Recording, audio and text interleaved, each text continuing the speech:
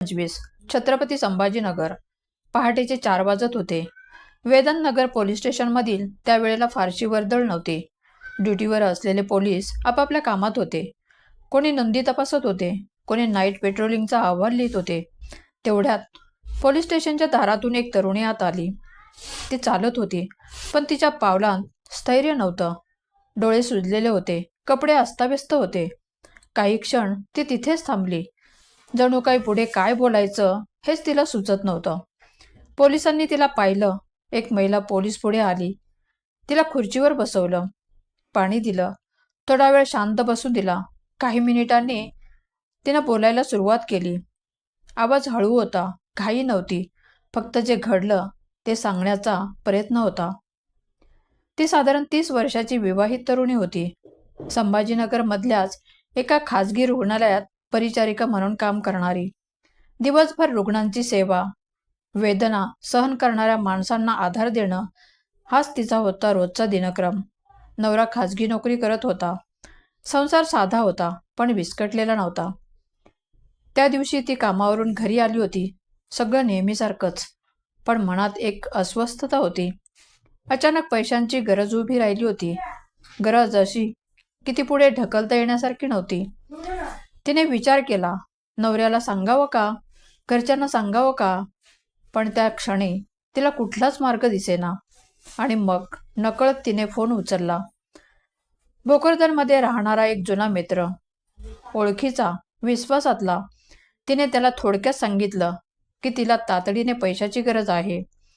Phone पलीकडे काही क्षण शांतता होती. मग तो म्हणाला, आज रात्री भेट, आपण बोलू. भेटीची वेळ ठरली, ठिकाणही ठरलं. छत्रपती संभाजीनगर रेल्वे स्टेशन परिसरातील एक नामांकित लॉज. तिला ते ठिकाण सुरक्षित वाटलं. रेल्वे स्टेशन परिसर, लोकांची वर्दळ, मोठं लॉज, काहीच बिघडणार नाही असा विश्वास तिच्या मनात होता. त्या मित्राने लॉजमध्ये रूम नंबर 105 बुक केली होती. रात्री ते दोघे भेटले. Room number 105. बोलणं झालं, पैशांबद्दल चर्चा झाली, तणाव कमी करण्यासाठी दारू आली. ग्लास भरले गेले. वेळ पुढे सरकत राहिला.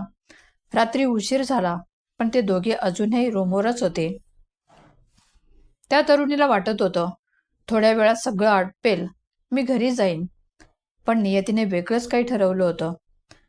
रात्री साधारण 11च्या सुमारास तिचा मोबाईल वाजला. कोणाचा तरी फोन होता. तिने फोन उचलला आणि बोलण्यासाठी रूमच्या बाहेर पडली. लॉजचा कॉरिडॉर शांत होता. पिवळसर दिवे लागलेले. फोनवर काही मिनिटं बोलणं झालं. फोन संपला. ती परत रूमकडे वळली, पण त्या क्षणी तिचं भान हरपलं. दारूची नशा, थकवा आणि क्षणिक गोंधळ तिला नीट लक्षात राहिलं नाही. ती रूम नंबर 105 ऐवजी 205 नंबरच्या रूम समोर येऊन उभी राहिली. तिला काहीही संशय आला नाही. तिने बेल वाजवली. दार उघडलं, पण समोर तो मित्र नव्हता. समोर होते दारू पीत बसलेले 3 तरुण. क्षणभर ती गोंधळली. मी चुकीच्या रूममध्ये आले हे तिच्या लक्षात आलं. ती मागे फिरणार होती, माफी मागून निघून जाणार होती, पण त्याआधीच परिस्थिती बदलली. दारूच्या नशेत तरुणीला पाहत त्या तिघांमधील सैतान जागा झाला. या तिघांना लक्षात आलं की तरुणी रूम नंबर चुकलीये, ती दारूच्या नशेत आहे. याचाच फायदा घेत त्या तिघांनी तिला रूममध्ये खेचलं आणि त्यानंतर ते तिच्यावर आळीपाळीनं तुटून पडले. पीडितेला बियर पाजत तिघांनी तिच्या अब्रूचे लचके तोडले. नराधमांच्या ताकदीपुढं ही तरुणी हतबल ठरली. तिचा फोनही त्यांनी काढून घेतला, त्यामुळे ती कुणाला बोलावू शकत नव्हती. आरडाओरडाही करणं शक्य नव्हतं, कारण तोंडही दाबण्यात आलं होतं. रात्री 12 ते पहाटे 4 वाजेपर्यंत ती या नराधमांच्या तावडीत होती. पण 4 नंतर सगळं थांबलं. नशेतच ते तिघे झोपी गेले आणि हीच संधी साधत त्या तरुणीनं पळ काढला. पोलीस स्टेशन गाठलं. रात्री 12 वाजले. त्या एका खोलीत वेळ थांबला होता. बाहेर शहर झोपायला लागलं होतं, पण आत एक स्त्री असहाय्यपणे तुटत होती. नशेच्या ताकदीपुढे तिचा विरोध निष्प्रभ ठरत होता. ती कुणाला बोलावू शकत नव्हती. मदतीसाठी हाक मारू शकत नव्हती.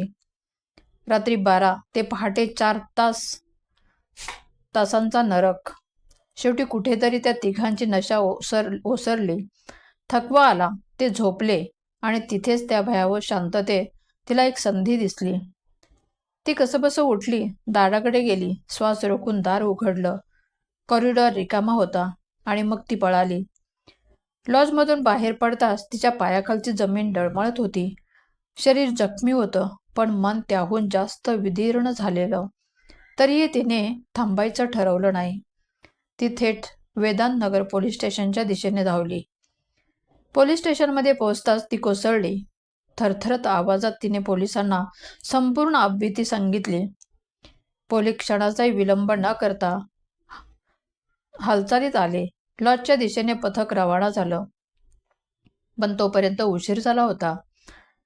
तरुणी पळाल्याचं लक्षात येताच ते तिघेही लॉज सोडून फरार झाले होते. तरी पोलिसांनी हार मानली नाही.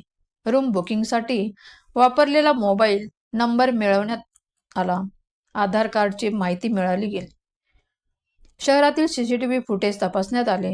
तासनतास तपास चालू राहिला आणि शेवटी 3 नराधम पोलिसांच्या जाळ्यात अडकले.